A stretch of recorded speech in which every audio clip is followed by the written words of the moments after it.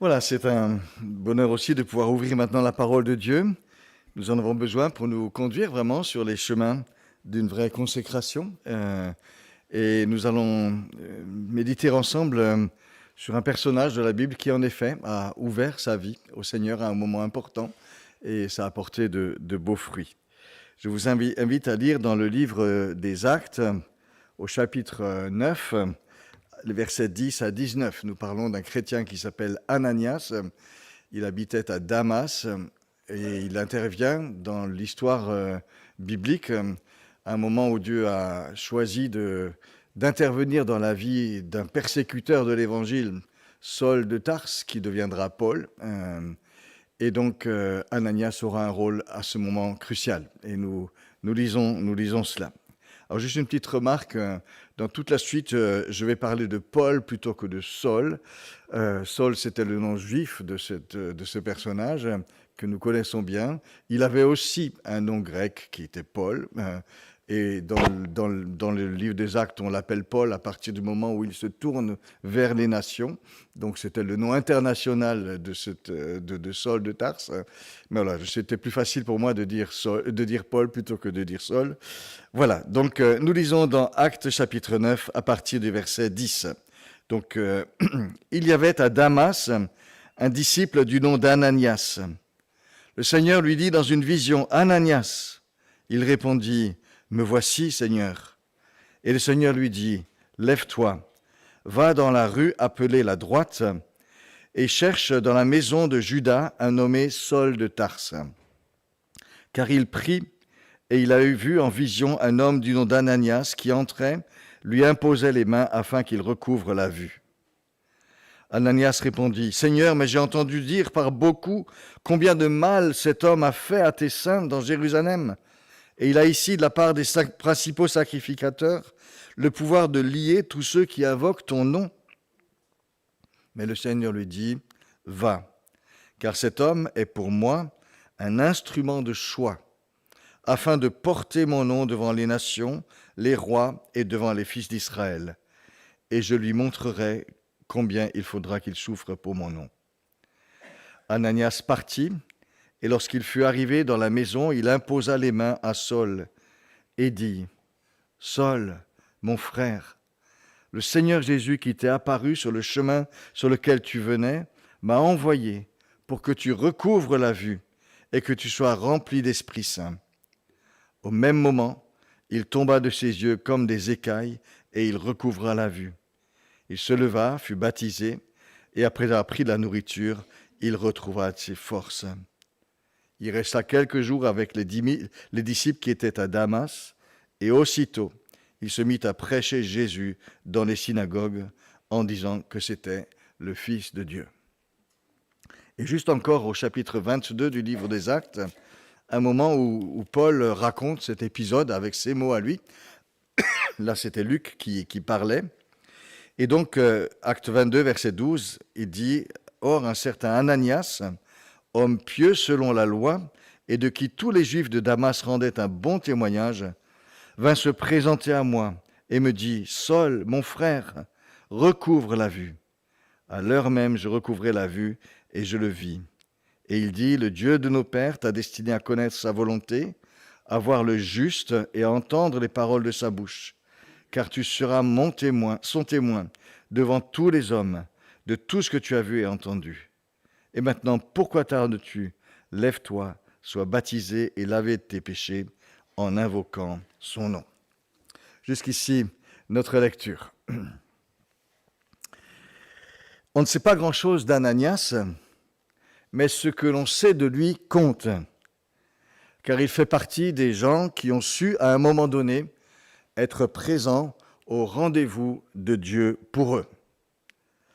Il y a là un rendez-vous de toute première importance.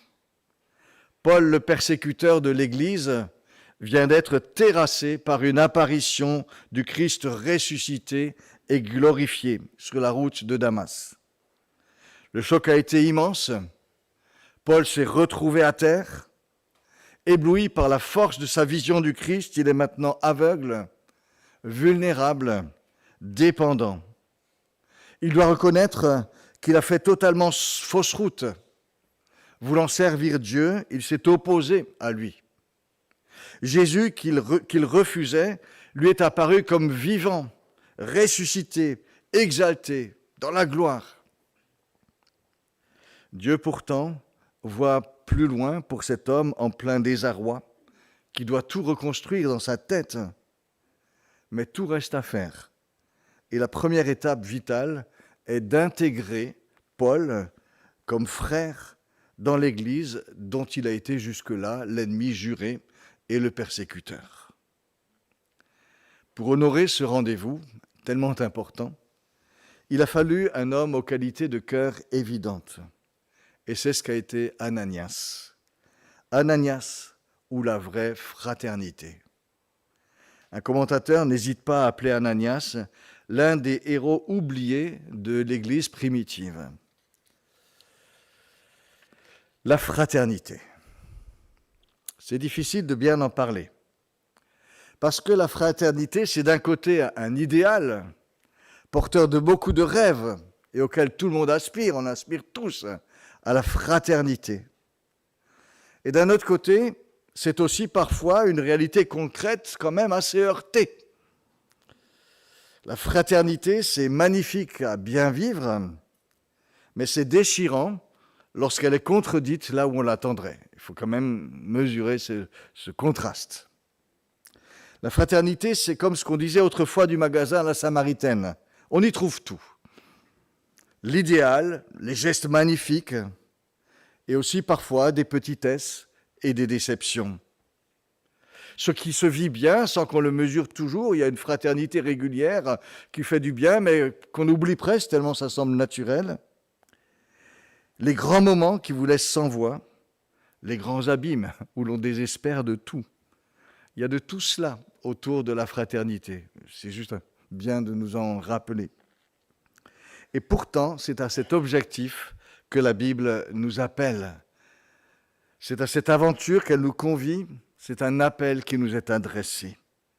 Et un homme comme Ananias, dans l'épisode où nous le rencontrons, fait partie de ceux qui peuvent ranimer en nous ce désir et cet élan vers la fraternité. Alors essayons d'abord de poser le cadre de la situation du côté dans laquelle on se trouve dans notre récit, du côté d'Ananias, du côté de Dieu, du côté de Paul. Du côté d'Ananias, Ananias est un disciple du Christ qui habite à Damas. C'est un homme reconnu, apprécié par les Juifs comme par les chrétiens de Damas. Nous l'avons lu. Il est connu, apprécié pour son attachement à Dieu, pour sa fidélité à la loi de Dieu. Et Paul a soin de le rappeler lorsqu'il rend son témoignage devant le peuple de Jérusalem. Ananias a reconnu en Jésus l'envoyé de Dieu, le juste, qui a parfaitement accompli toute la volonté de Dieu et qui a été manifesté avec puissance comme Seigneur par sa résurrection. Ananias parle du Seigneur Jésus, qui possède le titre même du Dieu unique, le nom au-dessus de tout nom. En tant que disciple du Christ, Ananias se savait sous la menace de Paul venant à Damas. Il avait entendu parler des ravages que cet homme fanatique et violent avait déployés. Cet homme qui employait déjà des méthodes dignes de l'Inquisition quelques siècles plus tôt. Il dit, lorsque le Seigneur lui demande d'aller vers Paul, Ananias dit, « Mais j'ai entendu dire par beaucoup combien de mal cet homme a fait. Et il a les pleins pouvoirs pour emprisonner tous ceux qui invoquent ton nom. » Et c'est clair que face à un tel homme, même le bon témoignage des autres Juifs de la ville sur Ananias ne comptera pas vraiment. Ne comptera pas. Il ne faut pas se faire d'illusions. Alors aller vers Paul, lui porter secours, lui transmettre le message reçu du Seigneur Jésus était tout sauf facile pour cet homme Ananias. Il fallait surmonter beaucoup d'obstacles, la peur, le rejet instinctif que suscite un tel homme qui a fait tant de mal, qui a suscité tant de larmes. Quand le Seigneur appelle Ananias, Ananias répond me voici. Cette belle formule est employée à plusieurs reprises dans la Bible. Elle dit l'ouverture à Dieu, la disponibilité à lui. Comme on l'a dit tout à l'heure, le fait de s'offrir à Dieu, de s'ouvrir à Dieu, comme un sacrifice vivant. Me voici, Seigneur. Mais pour Ananias, cette formule « ne me voici » n'est pas juste une formule. Parce que quand le Seigneur lui dit « va », ça c'est autre chose, hein. « Me voici, va », Ananias se lève. Il obéit. Et il va vers cet homme, cet inquisiteur redoutable et tellement repoussant. Nous découvrons là un modèle pour chacun de nous, qui nous réclamons de Jésus-Christ, du Seigneur Jésus, jusqu'où va notre ouverture concrète au Seigneur. Bouscule-t-elle parfois nos agendas bien ficelés? Nous fait-elle dépasser nos peurs, nos schémas, nos appréhensions, nos rejets, nos réactions naturelles? Ananias nous questionne à cet endroit-là. Voilà pour la situation vue de son côté. Du côté de Dieu, la situation est pleine d'enjeux. On est arrivé à un tournant de l'histoire. L'Évangile s'ouvre à tous, aux Juifs comme aux non-Juifs. Après des siècles de promesses, de la bénédiction de Dieu sur toutes les nations, c'est enfin le moment. Le Christ a tout accompli. Il a rendu possible le pardon, la réconciliation de chacun par la grâce de Dieu et de Dieu seul, une vraie révolution. Et Paul, aussi étrange que ça puisse paraître, est pour Dieu un instrument qu'il s'est choisi pour porter son nom devant les nations, les rois, les enfants d'Israël. L'enjeu est donc vraiment important. Et la suite du ministère de Paul le prouvera. Mais pour que cela puisse se réaliser, il faut que Paul, le persécuteur des chrétiens, soit accepté dans la communauté chrétienne. Autrement, tout peut capoter. Il y a quand même un enjeu très important de ce côté-là. Troisième élément, pour Paul. Paul a été confronté au Christ ressuscité, après s'être tellement opposé à lui. Et pour lui, il faut imaginer la remise en question totale que représente une telle situation. Se rendre compte tout d'un coup qu'on a fait totalement fausse route, qu'on s'est trompé sur toute la ligne. C'est vraiment ça ce qu'il vit. Il doit changer sa manière de penser de fond en comble. Il sait aussi qu'il a persécuté des innocents. Maintenant, il le sait vraiment. Et vous imaginez quelqu'un qui était si sûr de lui, si sûr de plaire à Dieu, si sûr de faire ce qui était juste, et de dire que tout ça s'écroule. Toute son assurance s'écroule, est tombée. En plus, il est aveugle, dépendant, à la merci de n'importe qui. Depuis 3 jours, il est dans le noir, immobile, sans manger ni boire. Il ne lui reste que la prière et l'attente. Il sait qu'on viendra lui dire ce qu'il doit faire, mais il n'a aucune idée de ce que pourra être cette rencontre. Il faut vraiment se mettre dans la peau de Paul à ce moment-là pour vraiment saisir la situation.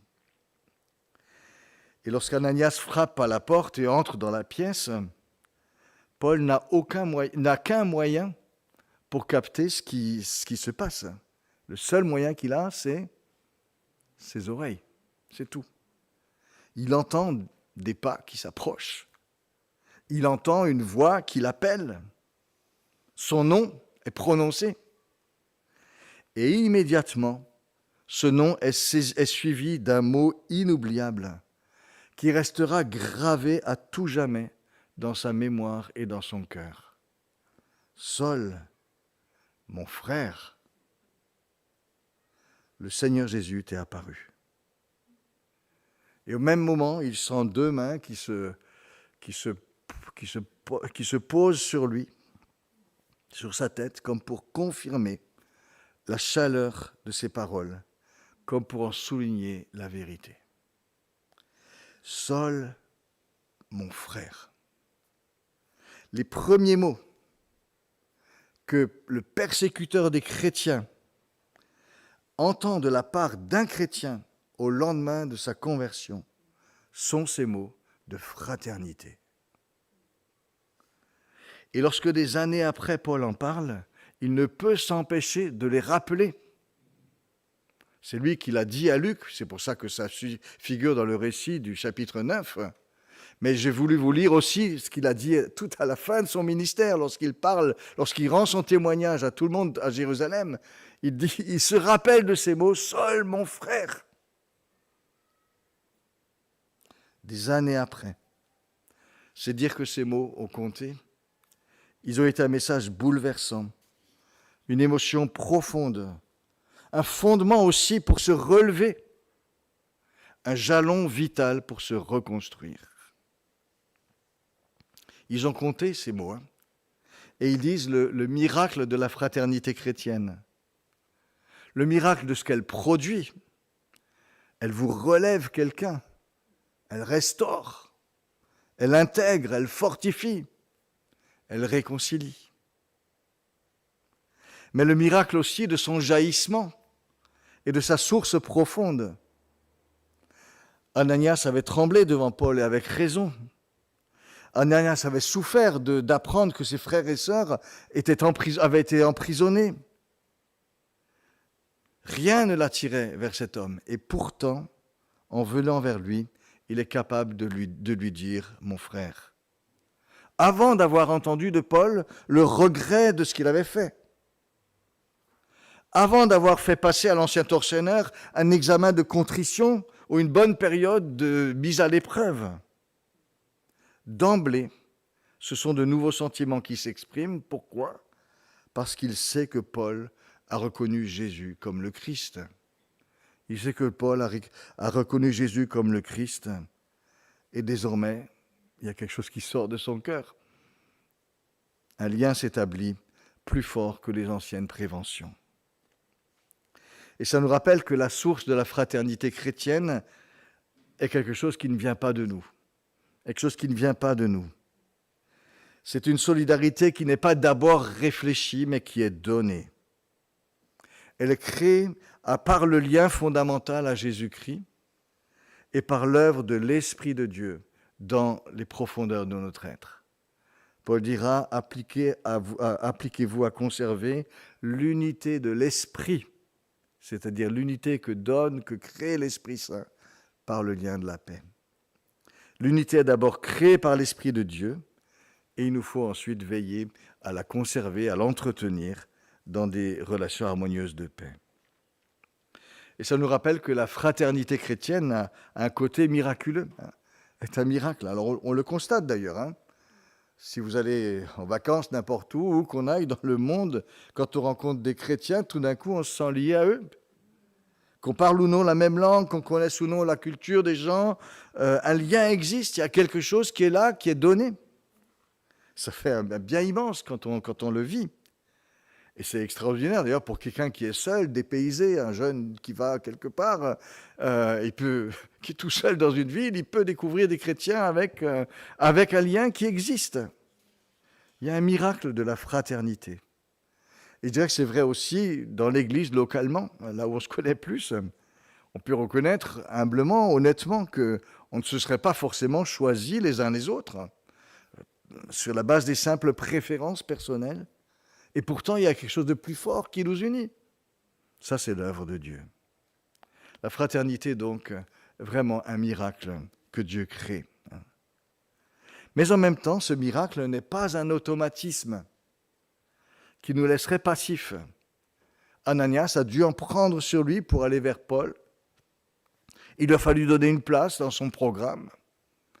Il lui a fallu sortir de chez lui, prendre du temps, faire la démarche, surmonter ses craintes, ses préventions, nous l'avons dit. Il a fallu considérer le regard du Seigneur sur Paul et ajuster son propre regard sur le regard du Seigneur. Si le Seigneur dit, voilà, cet homme, je l'ai choisi, ben voilà, on accepte et on s'ajuste. Nous avons nous aussi à mettre en œuvre notre pensée, notre action pour être fraternels. Il y a un miracle et il y a une responsabilité aussi.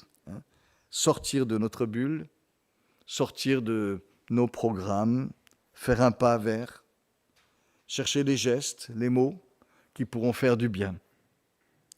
Paul parle même de s'appliquer. Appliquez-vous à conserver le lien de la paix. Donc il y a une application, être intentionnel. Il n'y a rien d'automatique, même si cette unité est aussi donnée. Et d'ailleurs, on l'expérimente souvent. C'est lorsqu'on va vers quelqu'un, lorsqu'on s'ouvre vraiment à une personne, qu'on découvre dans son propre cœur des ressources pour ça. Ça fonctionne comme ça. On a besoin vraiment aussi de mettre en œuvre ce mouvement de fraternité. Alors oui, bien sûr, nous avons parfois nos difficultés avec la fraternité, nos petites histoires, nos frustrations, nos amertumes. Et tout cela peut parfois prendre le dessus, mais le Seigneur veut que son peuple soit un lieu de fraternité. Et le Seigneur nous accueillera toujours lorsque nous lui demanderons son aide pour vraiment manifester la fraternité. Seigneur, aide-moi, montre-moi les gestes, les attentions.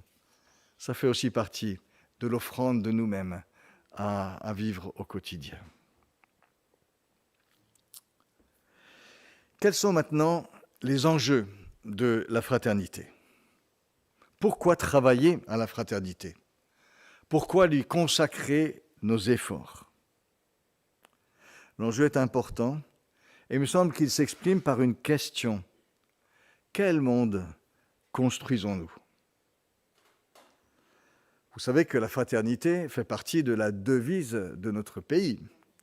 Liberté, égalité, fraternité.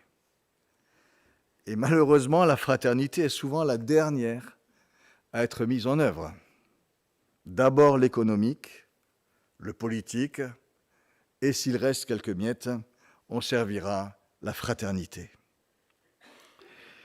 Et notre monde devient de plus en plus impitoyable, il faut bien le reconnaître. Seul compte la force, la puissance pour beaucoup, l'affirmation de soi, quitte à écraser l'autre et à tout broyer sans état d'âme. Chaque jour nous le rappelle, ça devient insupportable. Gaza, l'inhumain à son comble, tous les principes bafoués dans l'impuissance internationale. C'est inacceptable. Rien ne peut justifier cela. C'est profondément blessant. Chaque jour, ça fait mal. Et de tous les côtés, c'est l'affligeant spectacle de puissants qui, forts de leur pouvoir, écrasent tout sur leur passage, sans vergogne. Quel monde voulons-nous construire? Alors, parler d'un monde fraternel, c'est beau, un monde fraternel. Ça fait chaud au cœur, chanter la fraternité. Les Beatles l'avaient fait à l'époque, les mouvements des années 60 n'arrêtaient pas. Mais on a l'impression que l'idée généreuse a bien du plomb dans l'aile. Alors que nous reste-t-il? Que nous reste-t-il? Il nous reste nos actions. Il nous reste nos attitudes. Il nous reste nos gestes concrets. Il nous reste nos engagements personnels, communautaires, citoyens. Il nous reste nos relations fraternelles. Toutes ces choses qu'on ne valorise pas médiatiquement, mais qui font que le monde tient malgré tout. Et plutôt que de nous laisser démoraliser par le spectacle affligeant de tout ce monde et de l'actualité, je nous propose que ça nous amène, que ça nous pousse à donner encore plus de valeur à la fraternité. Et de valoriser envers et contre tout chaque geste qui va dans ce sens, qu'il soit petit ou grand, qu'il soit personnel ou associatif, qu'il soit au sein de la famille de Dieu ou plus largement. Nous ne pouvons pas transformer le monde en une fraternité universelle. Dieu seul le fera quand il fera toutes choses nouvelles.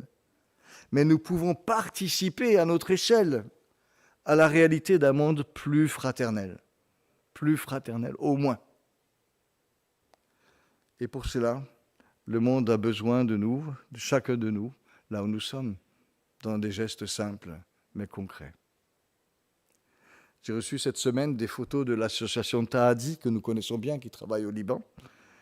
Ils ont, pendant l'été, ouvert leur action à des enfants du quartier de Beyrouth où ils se trouvent, donc très, très largement. Et on voit là des sourires d'enfants qui participent à des jeux, à des activités. Et Agnès Sanders commente en disant « Mais quel bonheur de pouvoir offrir de beaux temps de vacances encadrés, avec des valeurs saines, loin des risques de la rue, dans un quartier dangereux. » Vous voyez, dès qu'on le dit, ça prend consistance. Et pourtant, c'est simple. On parle si peu de ce genre de choses. Et pourtant, elles comptent, elles sont inestimables. Alors, qu'apporte la fraternité? On dit à juste titre que la foi déplace des montagnes. Mais je dirais que la fraternité aussi, elle déplace des montagnes. Vous voyez ces montagnes d'incompréhension qui sont, de difficultés, de soupçons qui sont déplacées grâce à ces deux mots qui viennent du cœur. Saul, mon frère, des montagnes là qui sont déplacées d'un coup. Vous voyez ces mois, ces années de mal-être peut-être que Paul aurait pu avoir, qui sont gagnés dans la vie de Paul par cet accueil. Il a quand même dans sa conscience, dans sa mémoire, des scènes de persécution qu'il a infligées. C'est quand même lourd. Comment vivre avec tout cela? Comment oser prendre une place parmi les chrétiens avec tout cela? La fraternité, là, déplace des montagnes. Déplace des montagnes. Il faut toute la grâce de Dieu, il faut tout le pardon de Dieu. Et Paul l'a compris, l'a médité, il enseignera, parce qu'il l'a vécu tellement fort que le salut est par grâce, par don de Dieu. Ça, c'est inscrit dans sa vie, dans sa mémoire, dans son ADN maintenant. Il faut que la grâce de Dieu pour être sauvé, mais il faut aussi, pour se redresser, pour se reconstruire, toute la grâce des hommes. Toute la grâce des hommes. Et Ananias, ici, fait œuvre de grâce. Un peu plus tard, Paul aura besoin d'un autre frère pour être accepté à Jérusalem. Et c'est Barnabas qui le conduira et qui le présentera aux chrétiens de Jérusalem. La fraternité, la vraie, elle transporte aussi, elle aplanit des montagnes véritablement. Et pour ce qui est du plan de Dieu, vous imaginez ce qui serait passé si le passé de Paul n'avait pas été surmonté par une vraie fraternité? Si dans les églises, on avait continué toujours à distiller le soupçon contre Paul, vous vous rendez compte de tout ce qui aurait été entravé? La fraternité libère tout ça. Et puis, il y a bien sûr les bienfaits personnels de la fraternité pour celui ou celle qui en bénéficie. Vous voyez, Paul, il est seul face à l'irréparable qu'il a commis. Et la fraternité d'Ananias est une lumière tellement bienfaisante, un encouragement, un soutien. À la fin de sa vie, à un autre moment un peu critique et délicat de sa vie, Paul recevra un encouragement du même genre. Il s'approche de Rome après un long voyage, un naufrage, etc. Et il vient pour comparaître devant l'empereur Néron en personne. C'est quand même pas rien. Et des chrétiens de Rome qui ne connaissaient pas viennent à sa rencontre. Dans la ville d'Appius, à 60 km de Rome, quand même. Ils ont fait le chemin vers lui pour l'accueillir. Et Luc, qui est témoin de la scène, raconte comment Paul, en voyant les frères, rendit grâce à Dieu et reprit courage. C'est une magnifique expression, hein. C'est très, très condensé. L'encouragement d'une vraie fraternité. Je me permets de revenir rapidement à l'actualité. Nous avons vu cette semaine la séquence médiatique de la rencontre de Zelensky avec Trump. Il y a quelques mois, Zelensky avait été humilié, traité comme rien, avec une violence et un cynisme impitoyables. Et le voilà dans le même bureau, avec les mêmes protagonistes, aux mêmes méthodes. Mais quelque chose a changé, qui lui permet de se tenir plus droit. Plusieurs des dirigeants européens ont fait le voyage avec lui. pour leur montrer leur soutien. Et on a assisté à une petite victoire de la fraternité sur l'arrogance. Personnellement, je vous assure, ça m'a fait vraiment du bien. Vraiment du bien. Certains gestes de fraternité sont tout simples, mais ils ont une portée que nous n'imaginons pas. Et c'est pourquoi il est bon pour nous de veiller à chaque fois que c'est possible à la manifester, cette fraternité, à prendre à cœur ce que vivent nos frères, nos sœurs, ceux qui nous entourent, à manifester notre intérêt, à oser parfois un geste, à oser un petit courrier, un petit mot, un petit coup de téléphone. Oui, ce genre de choses-là qui font qu'on sente qu'on n'est pas seul, mais qu'il y a des gens qui sont à nos côtés. Nous ne savons pas ce que ça peut apporter. Nous ne savons pas, mais c'est bien de le faire. Un petit mot encore, juste avant de terminer. C'est-à-dire que la fraternité d'Ananias a fait du bien à Paul au présent. Mais c'est intéressant de voir qu'elle donne aussi des perspectives à Paul pour ce qui est devant lui. Et elle devient une sorte de partenariat pour l'avenir de Paul. Ananias a reçu un message à transmettre, un message qui dit que Dieu a choisi Paul pour être témoin du Christ devant tous les hommes, devant les rois, devant les fils d'Israël. C'est très beau, c'est une belle perspective. Mais il est clair qu'il a fallu qu'Ananias lui-même se mette en phase avec ce qu'il annonçait. Il a fallu qu'il accepte lui aussi pleinement ça et qu'il devienne en quelque sorte, accepter que cet homme-là, par le choix de Dieu, puisse devenir le porte-drapeau des chrétiens. Il a fallu faire du chemin, véritablement. Et je dirais que là aussi, on voit que la fraternité, c'est apprendre à ne pas enfermer l'autre dans son passé ou dans ce qui s'est passé, mais d'accepter que Dieu soit le Dieu de l'espérance pour chacun, pour lui, pour elle, comme pour moi. C'est vraiment ce que fait ici Ananias. Et ce rôle d'Ananias nous dit aussi que la vraie fraternité peut aussi parfois être quelque chose grâce auquel nous nous tournons ensemble en quelque sorte vers l'avenir, où nous nous encourageons à la confiance, où nous nous encourageons mutuellement à l'espérance. C'est vraiment ça ce que fait Ananias ici, où l'on s'attend ensemble au Seigneur. Et c'est vrai qu'on a parfois besoin de gens qui acceptent de penser avec nous, de prier avec nous, de chercher avec nous ce qui peut nous fortifier dans l'espérance pour avancer encore. La fraternité peut faire de nous des partenaires pour ce qui est devant, des partenaires d'espérance, des partenaires de soutien, des partenaires de combat pour tenir bon. Alors oui, il y a vraiment de belles ressources dans la fraternité, on pourrait continuer, mais je m'arrête là. Ananias, en tout cas, nous offre ici un bel exemple de ce qu'elle peut apporter. Mais je termine en disant qu'Ananias n'est qu'un témoin d'une fraternité encore plus grande et encore plus inouïe. Et cette fraternité encore plus grande, encore plus inouïe, c'est celle du Christ, la fraternité ultime. Jésus-Christ s'est fait notre frère. Jésus-Christ n'a pas eu honte, il aurait pu, n'a pas eu honte d'être appelé notre frère. Et pourtant, que de raisons aurait-il eu d'avoir honte de nous ou de nous rejeter?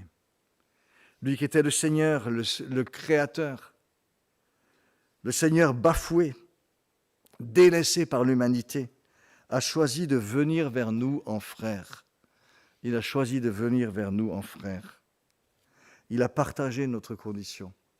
Il est entré dans ce que nous vivons. Il a même assumé avec nous et pour nous les conséquences de notre révolte contre lui. Il a pris sur lui la condamnation que mérite notre révolte. Il est venu en frère. Un vrai frère, au sens le plus plein du terme. Et c'est ici la fraternité la plus inouïe qu'on puisse concevoir. Une fraternité aussi qui élève, qui nous donne tout, qui nous réconcilie avec Dieu et qui nous fait même co-héritiers avec Christ. C'est immense, c'est immense. Et je dirais qu'il y a là pour nous, pour chacun de nous, une invitation à accueillir cet amour et cette fraternité voulu par le Christ. Mais il y a aussi certainement une inspiration à trouver pour des attitudes concrètes de fraternité, pour défendre aussi cette fraternité comme une valeur forte et belle contre tous les nivellements du cynisme et de l'indifférence. Que le Seigneur nous accompagne donc sur ce beau chemin qu'il a lui-même tracé, le premier pour nous. Amen.